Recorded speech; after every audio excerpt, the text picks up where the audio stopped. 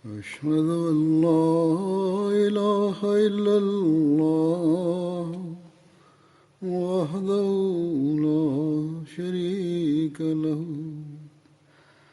وأشهد أن محمدا عبده ورسوله أما بعد فأعوذ بالله من الشيطان الرجيم بسم الله الرحمن الرحيم الحمد لله رب العالمين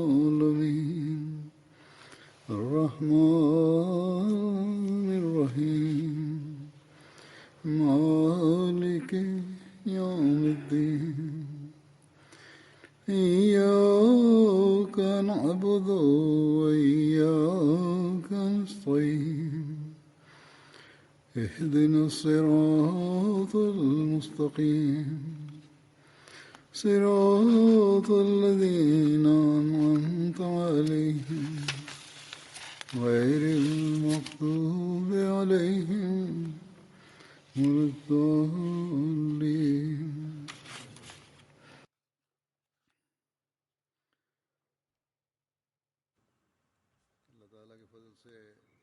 Par la grâce d'Allah, nous sommes en train de traverser par le mois béni du Ramadan.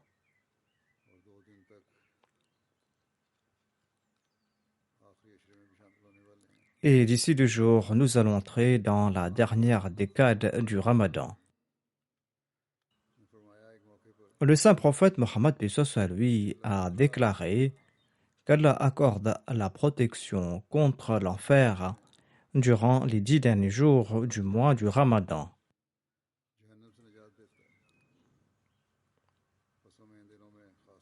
Ainsi, durant ces jours, nous devons embellir nos actes d'adoration, nous devons réciter le daroud, nous devons implorer le pardon de Dieu, accomplir l'istighfar, nous devons nous repentir, nous devons supplier Dieu et nous devons nous acquitter des exigences de nos actes d'adoration et de nos devoirs envers autrui.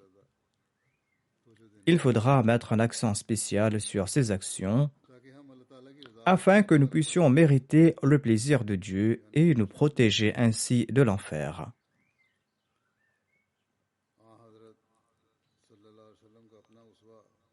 Quel était l'exemple du saint prophète Mohammed lui et quelle était sa manière d'agir lors des 10 derniers jours du Ramadan? Quel était le niveau de ses actes d'adoration?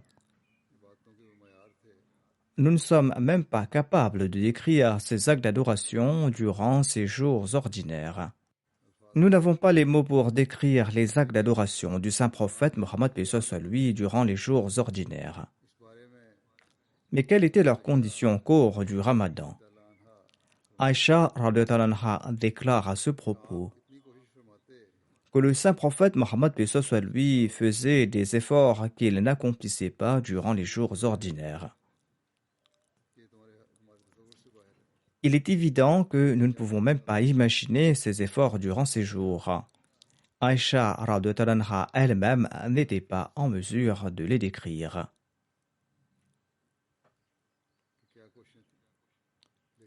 Elle n'était pas capable de décrire ses efforts durant ces jours.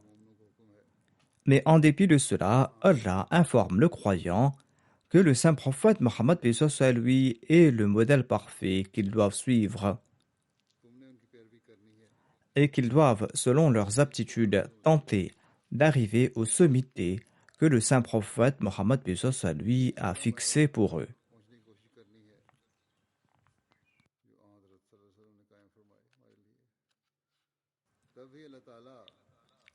C'est là qu'Allah exaucera nos prières et c'est là que nous allons avancer et que nous allons progresser sur la voie choisie pour les croyants.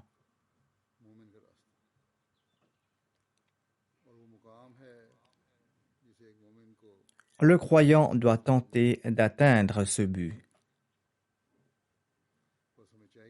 Ainsi, durant ces jours, nous devons mettre un grand accent sur les supplications, sur les prières. Les Ahmadis doivent y porter une attention particulière durant ces jours. Dans certains pays, au Pakistan en particulier, ainsi que dans les pays musulmans en général, il y a des campagnes contre la Jamaat Ahmadiyya et on tente d'allumer le feu de la haine contre les Ahmadis. Nous devons prier pour qu'Allah nous en préserve.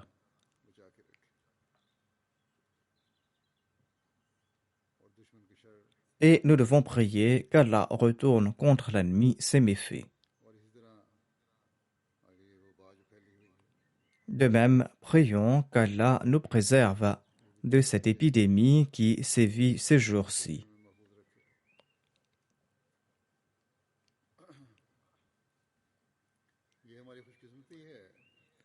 Nous sommes chanceux qu'Allah a attiré notre attention vers la prière par l'entremise du saint prophète Mohammed sallallahu alayhi wa sallam.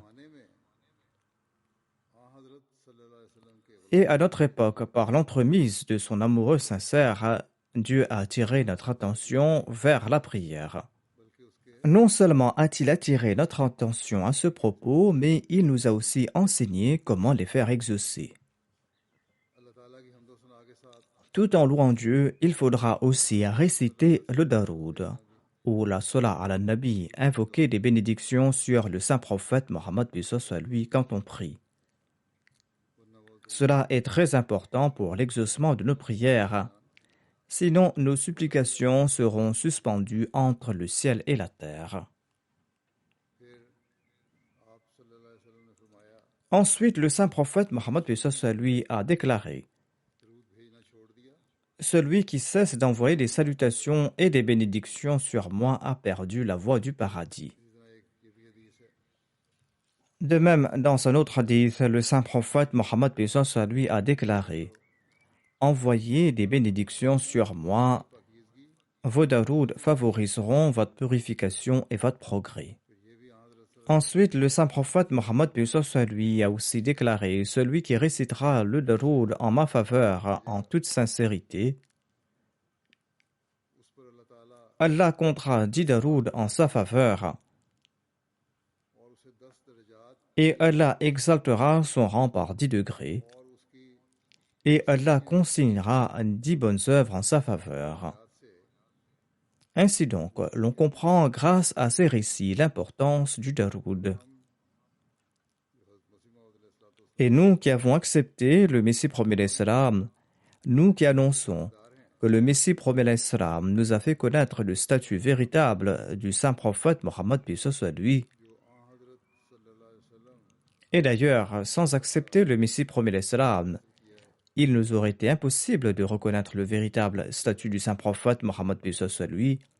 Eh bien, il nous incombe de comprendre l'importance du daroud et de le réciter souvent et pas uniquement avec l'intention que Dieu exauce nos prières, mais pour que la pureté fasse partie intégrante de nos vies.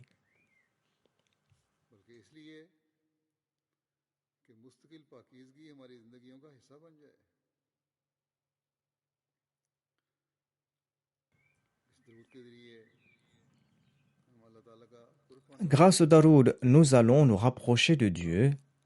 Grâce au daroud, nous allons pouvoir purifier de manière permanente nos vies. Grâce au daroud, nous allons pouvoir progresser religieusement et spirituellement. Nous ne devons pas nous contenter d'annoncer du bout des lèvres que nous avons accepté l'amoureux parfait du saint prophète Mohammed sallallahu alayhi wa sallam. Chacune de nos actions, chacun de nos mouvements doit refléter cette déclaration.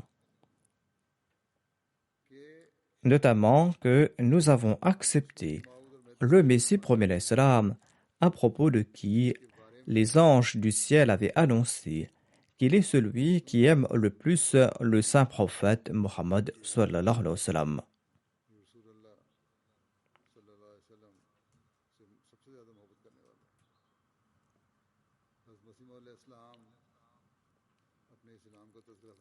Le Messie promet l'Islam évoque une révélation qu'il avait reçue en ces termes: Salli ala Muhammadin wa ali Muhammadin, Sayyid wulli Adam wa khatamun nabiyyin. C'est-à-dire envoie des salutations sur Mohammed et sur la famille de Mohammed, le chef des fils d'Adam et le Khatamul Anbiya. Sallallahu alayhi wa sallam. Ceci est une indication que tous ces rangs, toutes ces faveurs et tous ces dons sont conférés par l'entremise du saint prophète Mohammed sallallahu alayhi wa sallam.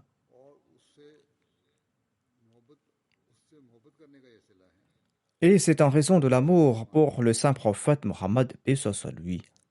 Saint est Allah.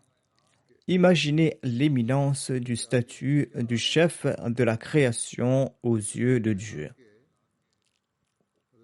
Imaginez l'éminence du statut du chef de la création aux yeux de Dieu. Et imaginez sa proximité avec Dieu. Celui qui l'aime devient le bien-aimé de Dieu. Un monde est asservi à celui qui est son serviteur. C'est-à-dire celui qui respecte les exigences de la servitude du saint prophète Mohammed lui reçoit un tel statut aux yeux de Dieu qu'un monde se réunit sous son autorité et lui voue servitude.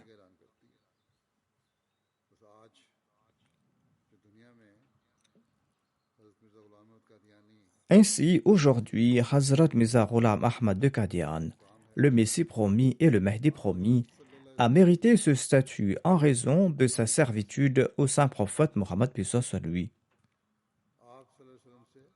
Il a reçu ce statut en raison de son amour pour le saint prophète Mohammed lui, et il a reçu ce statut en raison du fait qu'il était son véritable amoureux.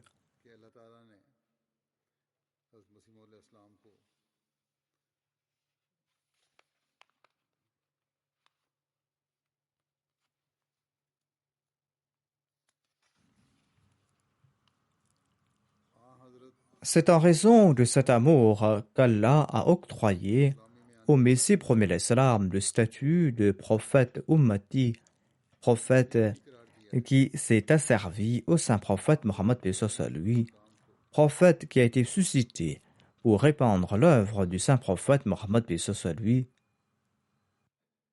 Il a été suscité pour la propagation du message de l'islam. Le Messie promet l'Islam déclare: à cet égard, je me rappelle ici qu'une nuit, j'avais prié le daroud tant de fois que mon cœur et mon être en furent de son parfum saturés. La même nuit, je vis en rêve de la lumière sous la forme d'outres d'eau pure. Et on avait apporté cette eau à ma maison. Ce sont des anges qui ont apporté cette eau pure et lumineuse, et l'un d'entre eux a déclaré: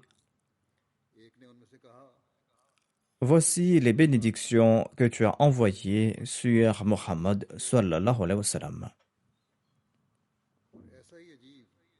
Je me souviens d'une autre histoire merveilleuse, dit le Messie promet l'Islam. Je reçus une révélation indiquant que les créatures célestes se querellent. C'est-à-dire que la volonté divine de ranimer la religion est en pleine ébullition. Mais l'identité du réformateur choisi ne leur a pas été encore dévoilée. Par conséquent, ils sont en désaccord les uns avec les autres. C'est alors que je vis en rêve que les gens cherchaient ici et là un réformateur. Un homme vint se tenir devant moi et me montrant du doigt annonça: Hadha rajulun yuhibbu Rasulullah. C'est-à-dire, voici celui qui aime le messager d'Allah sallallahu alayhi wa sallam. Cette parole signifie que la condition primordiale à remplir pour tout prétendant pour cet office est l'amour du messager d'Allah, sallallahu alayhi wa sallam. Donc ceci est avéré chez la personne. Nous croyons donc au Messie promis et au Mahdi promis qu'Allah a envoyé pour la renaissance de la religion. Il a été suscité pour accomplir la tâche importante de la renaissance de l'islam. Il a été envoyé dans le monde entier pour réunir le monde sous la bannière du saint prophète Mohammed lui et pour l'asservir à sa personne. Et il a mérité ce statut uniquement en se perdant dans l'amour pour le saint prophète Mohammed sallallahu alayhi wa sallam.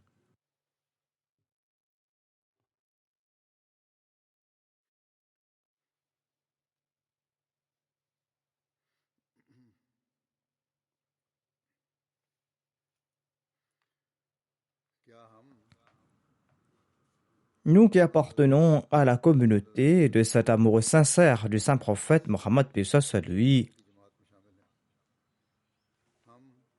nous qui à chaque moment et à chaque occasion nous promettons de préférer la foi sur le monde, n'est-ce pas là à notre devoir, voire à notre grand devoir, de faire avancer la mission de ce réformateur, de respecter notre engagement et de supporter ce Messie et ce Mahdi en envoyant des bénédictions sur le saint prophète Mohammed lui.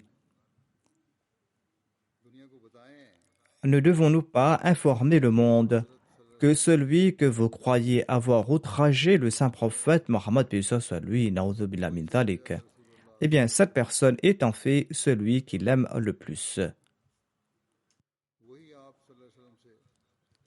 C'est lui qui envoie sur le saint prophète Mohammed lui ses bénédictions après en avoir obtenu une bonne compréhension.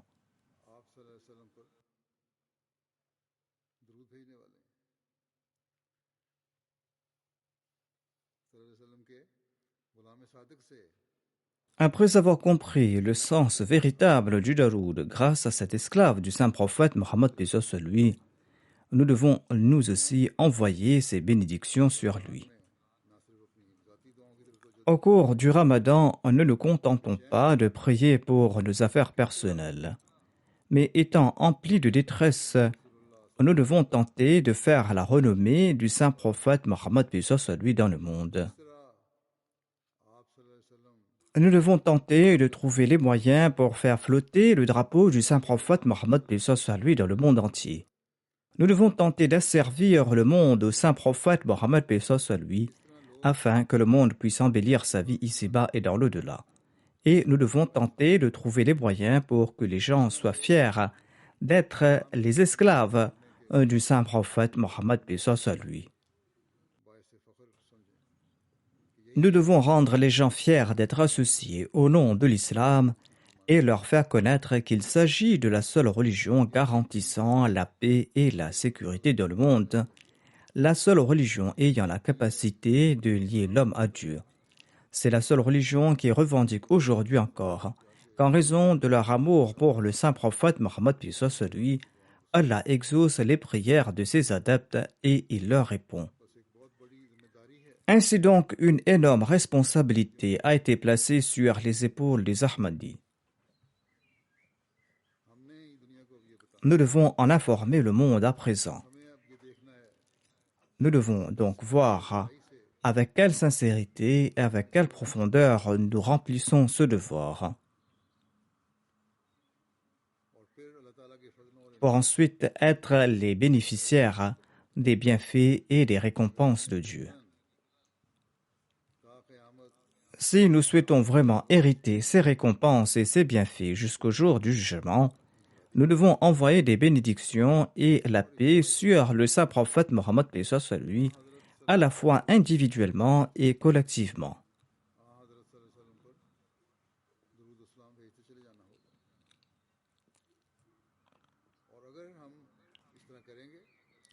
Si nous le faisons, nous allons constater comment les ruses de l'ennemi, comment ses attaques et ses subterfuges seront détruites par Allah.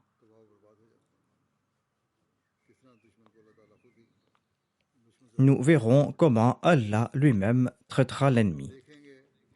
Nous verrons que nous et nos descendants, nous allons prospérer spirituellement. Et nous allons aussi voir les signes de l'acceptation de nos prières individuelles et de nos prières collectives.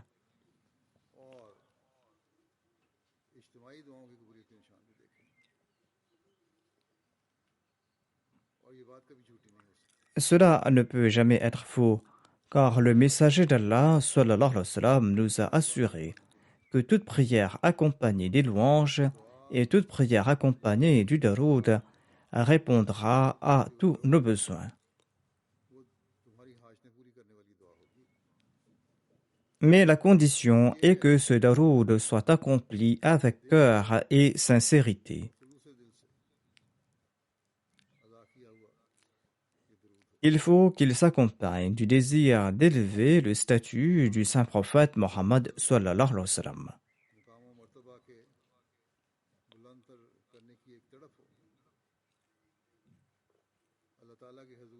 Cette supplication à l'endroit de la personne de Dieu doit être sincère.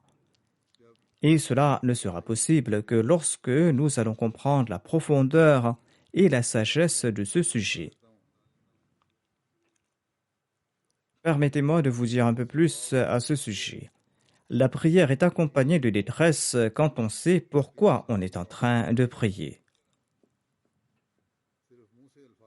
En répétant des phrases du bout des lèvres, on ne saisira pas le sens et la profondeur de ces prières, et cela n'aura aucun effet sur le cœur non plus.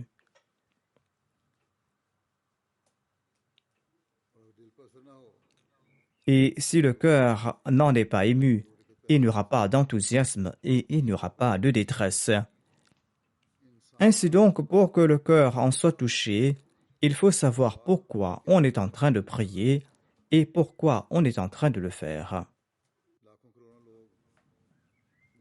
Des millions de personnes répètent les paroles du daroud du bout des lèvres, mais ils ignorent son sens.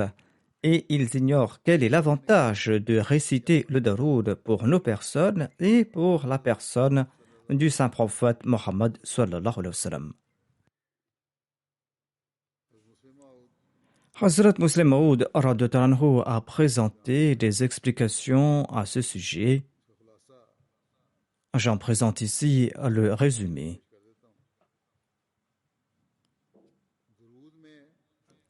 Le daroud débute avec Allahumma salli. Et Allahumma salli est suivi par Allahumma barik. La sagesse de ceci est que la salat signifie supplication et le sens de Allahumma salli est ô Allah, prie pour le saint prophète Mohammed sallallahu alayhi wa sallam. Il existe maintenant deux types de suppliants. L'un est celui qui ne possède rien et qui demande à autrui. L'autre est la supplication de celui qui a le choix et il accorde de son propre chef. Quand nous disons que Dieu prie, cela signifie qu'il dit à ses créatures et aux choses qu'il a créées, à l'instar de l'air, de l'eau, de la terre, des montagnes et de tout ce qui existe, de soutenir son serviteur.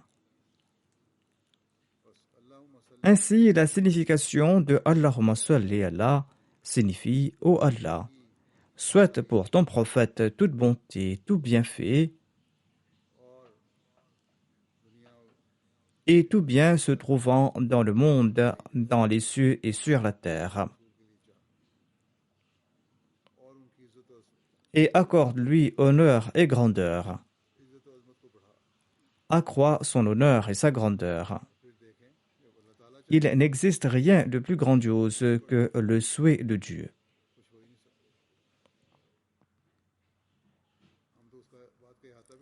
Nous ne pouvons même pas saisir ce que souhaite Dieu.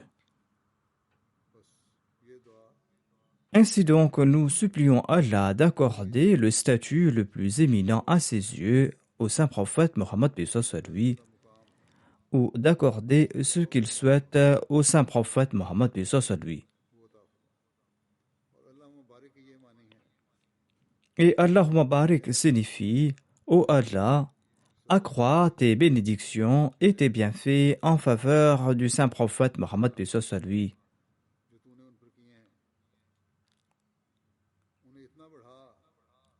Accrois ses bénédictions et ses bienfaits afin que les bénédictions du monde entier soient rassemblées en sa personne. D'abord, Allah accordera tout ce qu'il souhaite et nous ne pouvons même pas embrasser ce qu'il souhaite.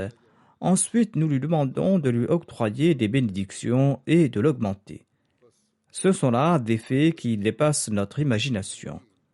Lorsque toutes ces prières seront réunies en la personne du saint prophète Mohammed lui, et que nous prierons pour leur maintien, eh bien, nous profiterons également des supplications que le saint prophète Mohammed lui a faites en faveur de sa Ummah. Quand le cœur est pris d'une grande détresse, nous allons prier pour la gloire de sa religion et pour sa souveraineté dans le monde entier. Dieu nous fera partager ses prières et Dieu nous fera profiter de ses darouds. Car le daroud est aussi une prière pour la Ummah. Nous allons profiter du fruit de la graine que nous allons planter. Car la formule Solé est une semence et Barik en est le fruit. Mais la condition est que toutes ces actions doivent être accomplies avec sincérité et avec de bonnes intentions. Il faudra mettre en pratique les enseignements du saint prophète Mohammed lui, et l'on doit s'acquitter de ses devoirs envers Allah et envers autrui.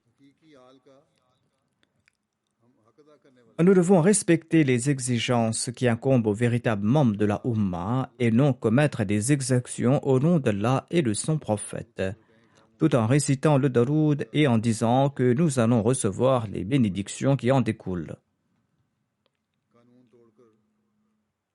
Il ne faut pas, tout en récitant le daroud, enfreindre la loi, faire souffrir les gens pour annoncer que nous sommes les amoureux du saint prophète Mohammed lui et que nous envoyons des bénédictions sur lui et qu'on n'a pas le droit de nous dire quoi que ce soit. On ne doit pas bloquer les routes pour que les patients ne puissent plus atteindre l'hôpital pour dire que nous sommes en train de faire tout cela au nom d'Allah et de son prophète et que nous avons raison. Toutes ces actions sont en désobéissance flagrante au commandement d'Allah et de son messager sallallahu alayhi wa sallam. Il s'agit d'une désobéissance totale envers le saint prophète Mohammed lui. Et pareilles actions ne sont certainement pas autorisées par Allah ni par son prophète sallallahu alayhi wa sallam. Les darouds de telles personnes ne servent à rien. Au lieu d'accroître le statut du saint prophète Mohammed lui, il s'agit plutôt d'une tentative de réduire le statut du saint prophète Mohammed lui. C'est une tentative de diffamer l'islam. Il ne faut pas oublier que le châtiment de l'oppression commise au nom d'Allah et de son prophète Mohammed lui est des plus sévères.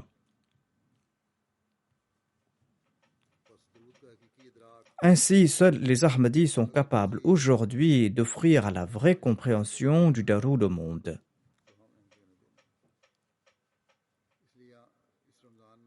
Au cours de ce ramadan, il est essentiel de mettre l'accent sur le daroud. De même, il est important d'apporter en soi des changements purs. Autant de changements qui sont nécessaires à l'exaucement de ce daroud. Si cela est accepté, c'est l'homme lui-même qui en profitera. Ses prières seront exaucées et sa condition spirituelle va s'améliorer. Et avec de réels progrès dans l'amour du saint prophète Mohammed lui, l'homme se rapproche d'Allah et le véritable daroud atteint le saint prophète Mohammed lui et ensuite favorise le progrès de sa Ummah.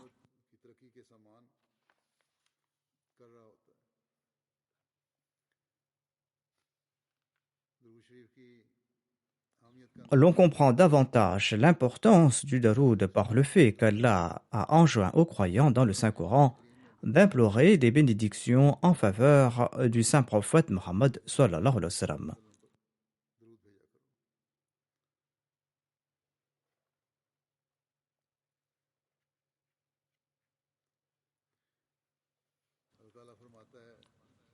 Allah déclare: Inna Allaha wa malaikatahu yusalluna ala nabi ya ayyuhalladhina amanu sallu alayhi wa sallimu taslima.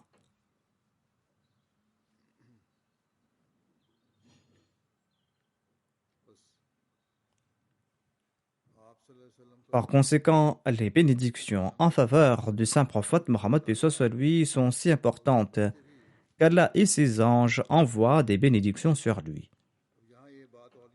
Ici, l'on comprend davantage quel est le sens de la supplication d'Allah. Allah élève les rangs du saint prophète Mohammed paix soit lui à tout instant. Et Allah accorde les moyens pour maintenir la grandeur et la gloire du saint prophète Mohammed paix soit lui. À notre époque, Allah a accordé la responsabilité à la Jamaat du Messie premier Islam de suivre à la lettre ce commandement d'Allah et d'envoyer des bénédictions sur le saint prophète Mohammed paix soit lui afin de mériter les bienfaits d'Allah. Par ce faire, l'on profitera également des prières des anges.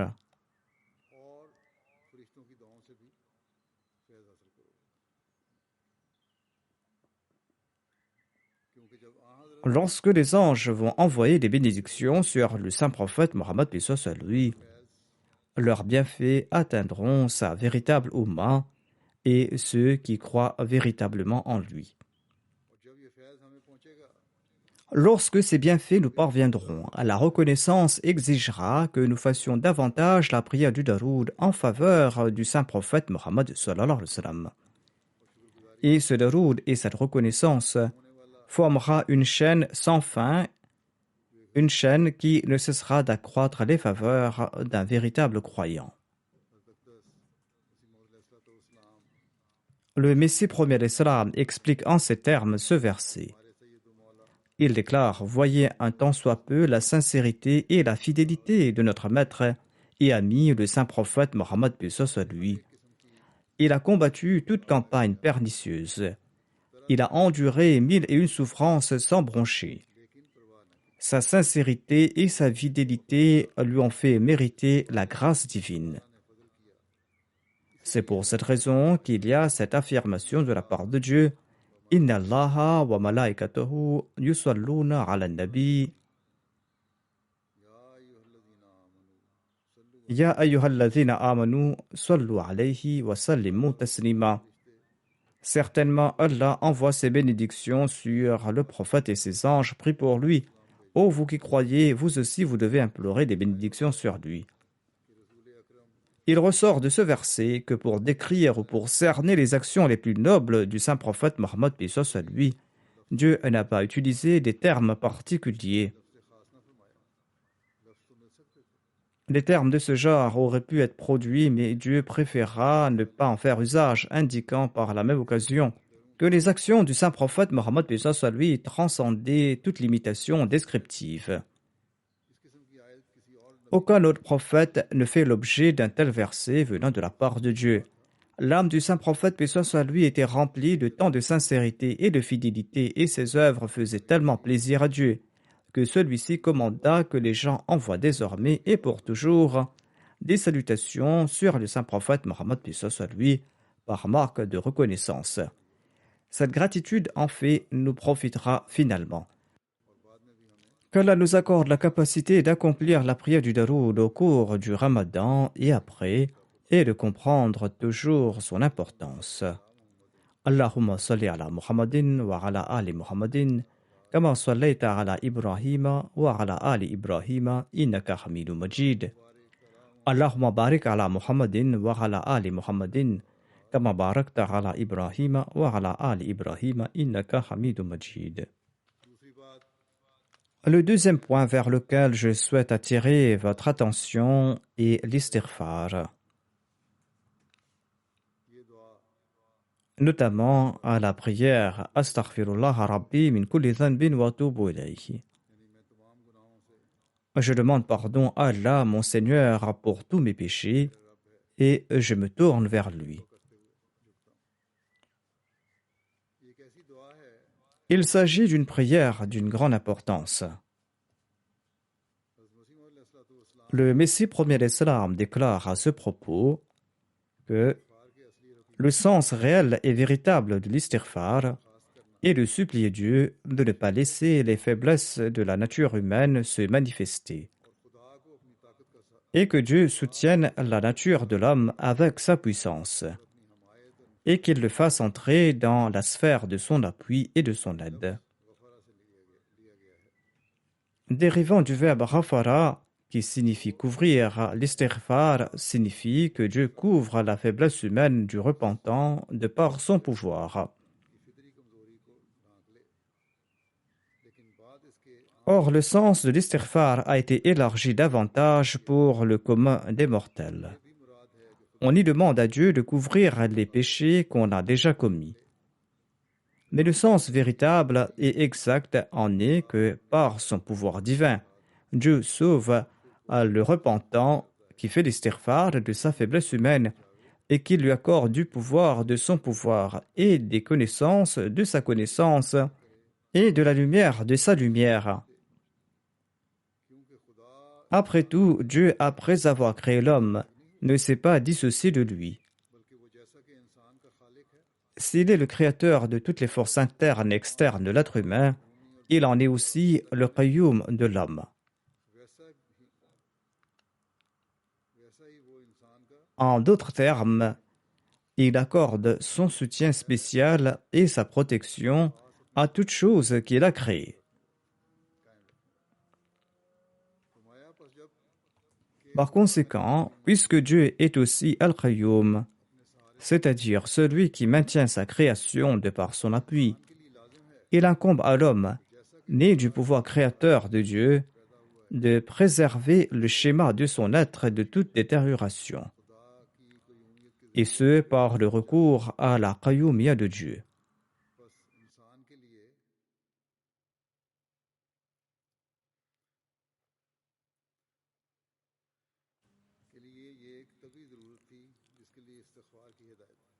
Ainsi donc, l'istighfar a été préconisé pour répondre à ce besoin naturel de l'homme.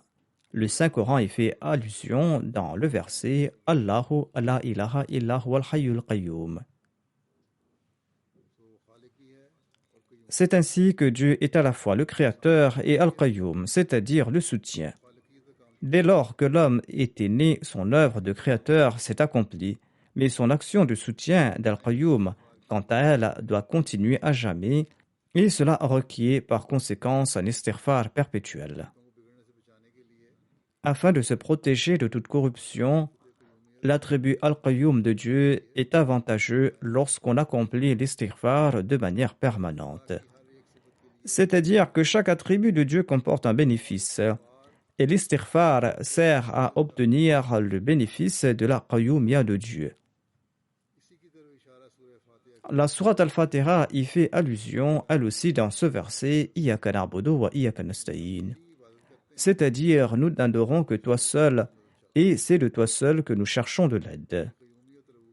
C'est-à-dire que ta qayyumiyya et ta rububiyya nous aident et nous empêchent de trébucher, afin que notre faiblesse humaine ne se manifeste pas, de sorte que nous ne puissions plus t'adorer.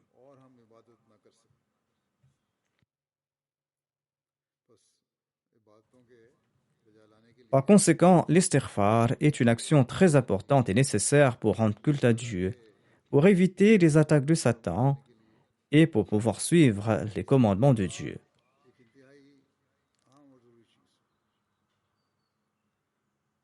Il ne faut pas demander pardon uniquement lorsqu'on commet un péché.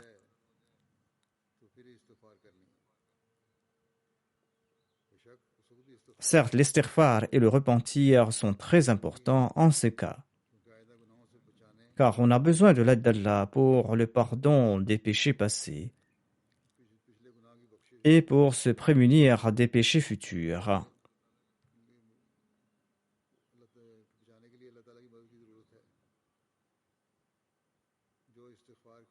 Cette aide est obtenue par l'entremise de l'istighfar.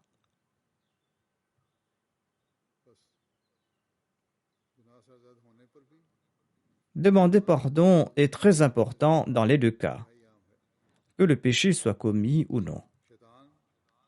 Satan entrave notre chemin. L'homme ne peut pas s'en protéger par ses propres efforts. Et il n'est pas possible pour une personne de dire que je pourrais éviter Satan par mes propres efforts. Et la seule façon de se protéger de Satan est de demander l'aide d'Allah. Et Allah déclare quant à lui que vous devez accomplir l'istighfar à foison pour demander mon aide. L'istighfar est la source qui vous gardera à l'abri des futures attaques perverses de Satan et sera également la source du pardon des péchés passés. L'homme est faible, donc l'istighfar est très important, car l'istighfar octroie la force.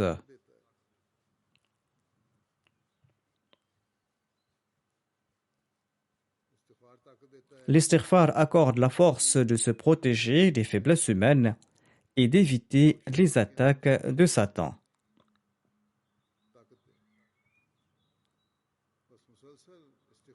Par conséquent, l'istighfar constant mettra en action l'attribut al-Qayyum de Dieu. Et celui qui quémande le pardon divin sera sauvé de tout mal. Allah est celui qui s'accroche à ceux qui viennent à lui. Allah acceptera la repentance de celui qui se repent après avoir commis des péchés. Allah acceptera la repentance de celui qui courra vers lui pour éviter les péchés et les attaques sataniques.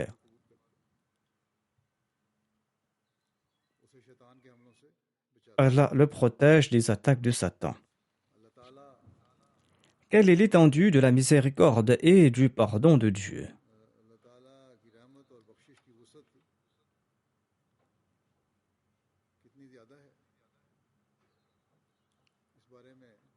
Allah lui-même annonce à ce propos que sa miséricorde et son pardon englobent tout.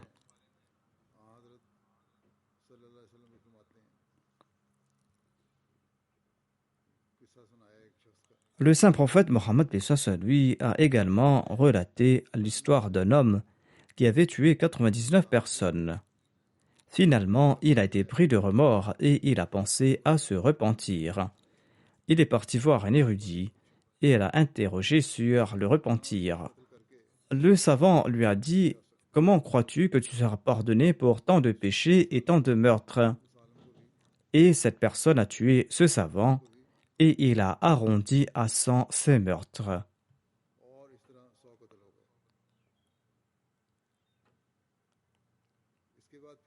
Après quelque temps, il était pris de remords de nouveau. Après avoir tué le 100e, il a eu honte pour ses actions. Il s'est rendu chez un autre grand érudit et il lui en a parlé. Il a expliqué, oui, la porte du repentir est toujours ouverte. Si tu veux vraiment te repentir, eh bien, pars dans tel endroit. Là-bas, les gens se consacrent au culte de Dieu et les gens œuvrent en faveur de la religion. Rejoins ces personnes, mais ne retourne plus dans ta région. La vraie repentance, c'est de mettre fin aux anciens liens qui ont été la source du péché.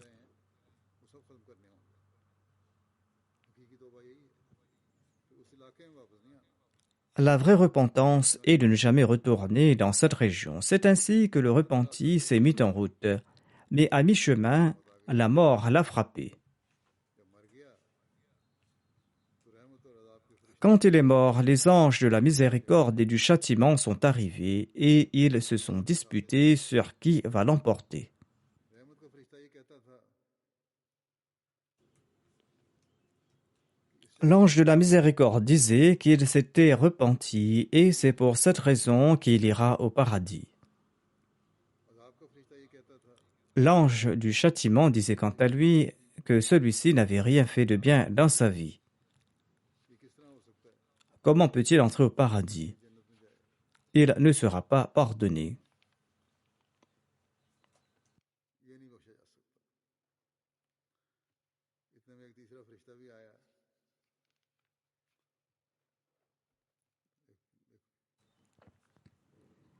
वहाँ सूरत पैदा हुई Un troisième ange est venu servir de médiateur कि जिस इलाके से ये आ रहा है et il a décidé de faire mesurer la distance entre le repenti et sa zone de départ et sa zone de destination. कि वो ज्यादा करीब होगा Les anges devaient le porter vers la zone la plus proche. Quand ils ont mesuré la distance, eh bien, il était plus proche de sa destination,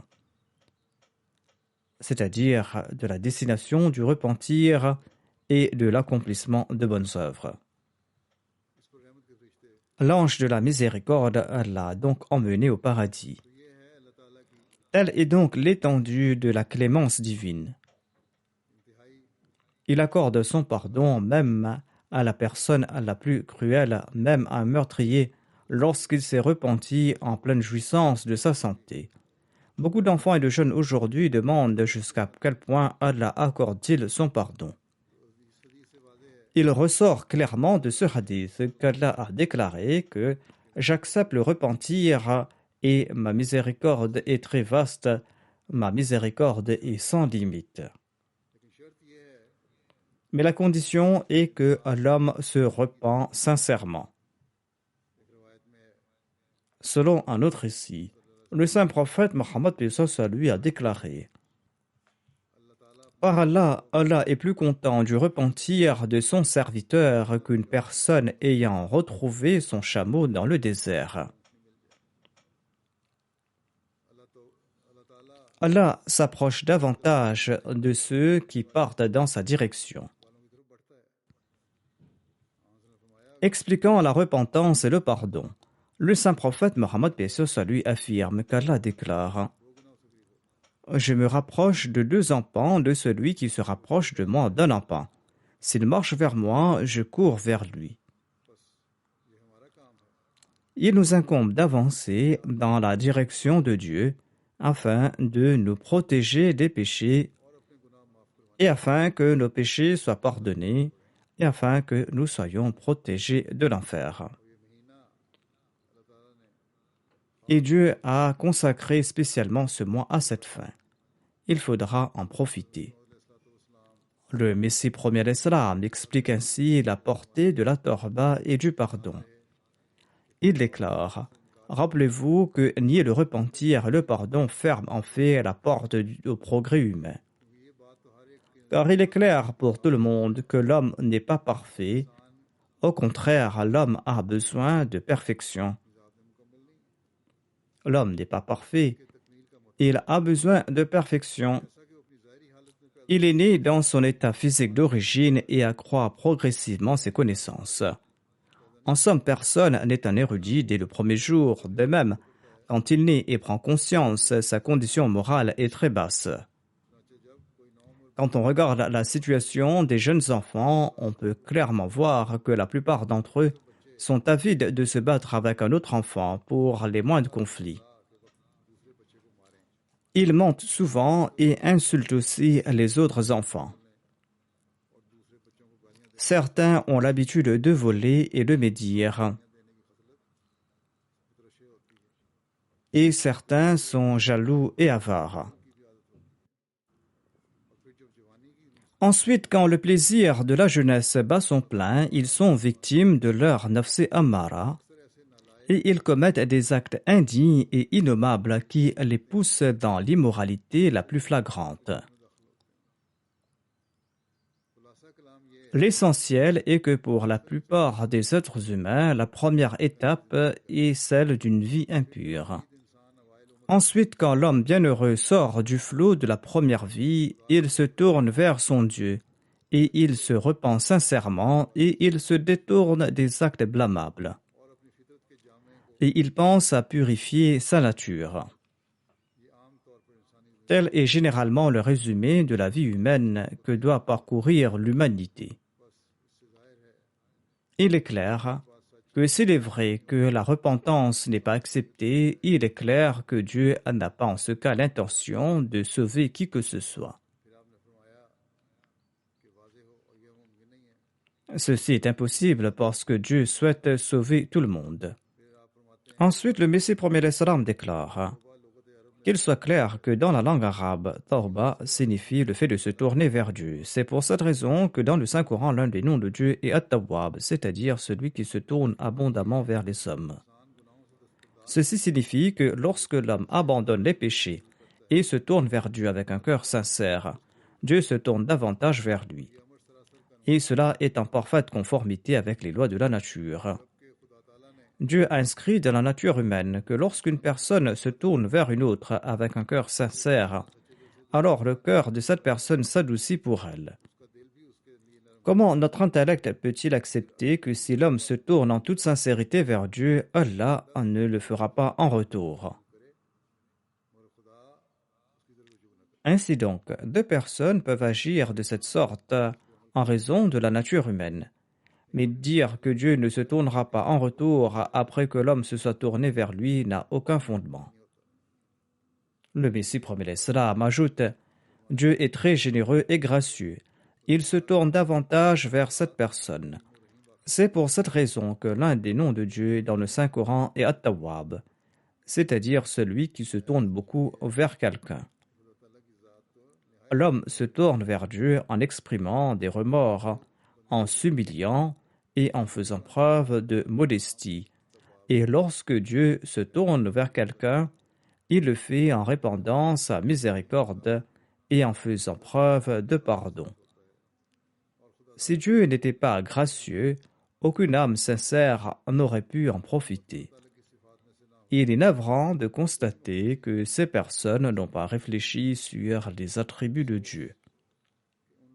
Ils ont tout misé sur leurs actes. Mais Dieu a créé des milliers de bienfaits pour les hommes sur la terre, indépendamment de leurs actions. Si l'homme faible, conscient de sa négligence, se tourne vers Dieu, et s'il le fait comme s'il était en train de mourir, s'il se purifie de toute impureté qui salissait son corps, et s'il brûle dans le feu de son amour, croyez-vous qu'en retour Dieu ne déversera pas sa grâce sur lui en se tournant vers lui? Est-ce que cela serait cohérent avec la loi de la nature créée par Dieu?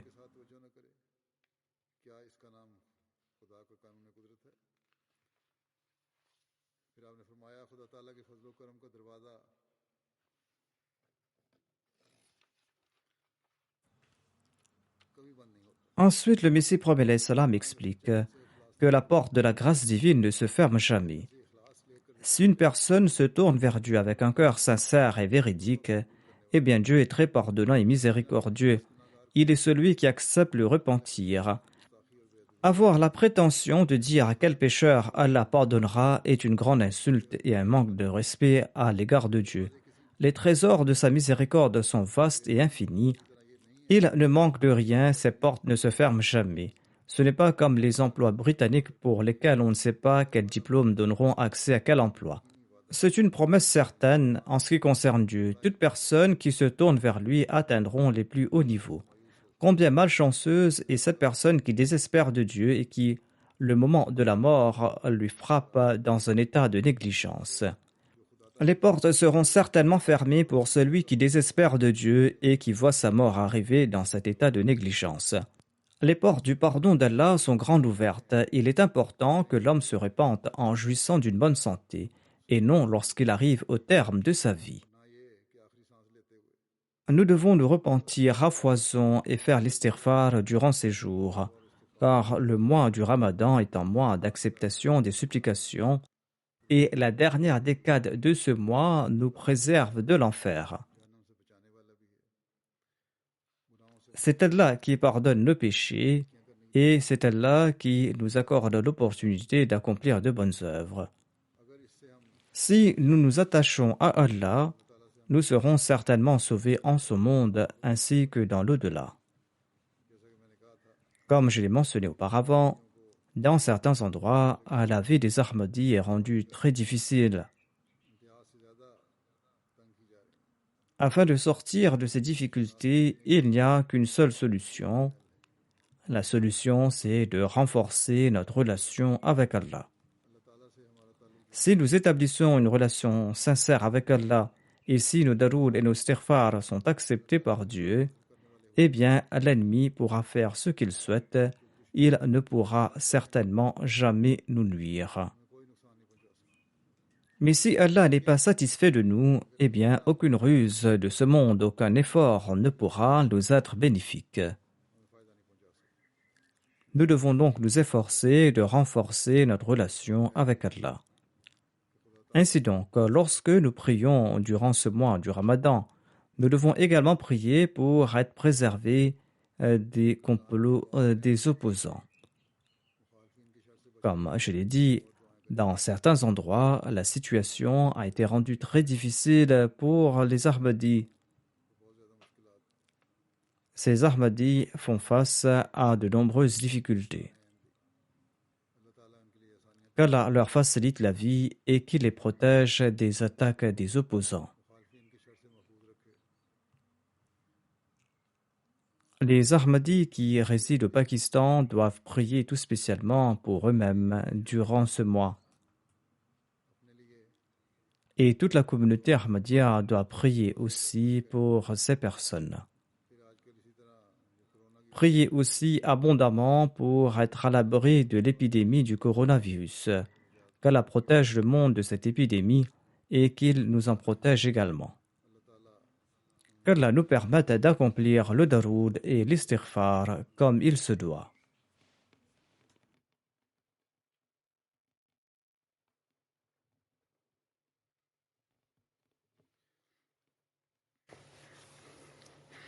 الحمد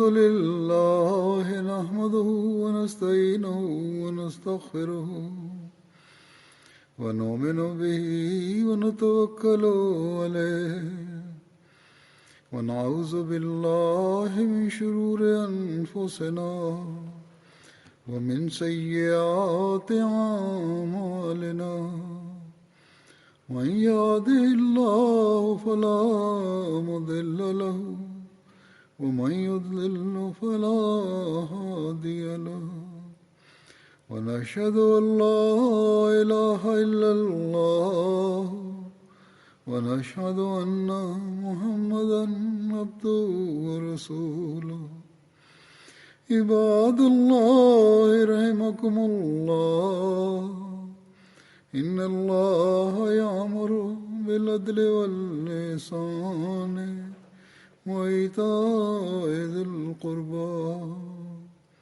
وينهى عن الفحشاء والمنكر والبغي يعظكم لعلكم تذكرون اذكروا الله يذكركم وادعوه يستجب لكم ولذكر الله أكبر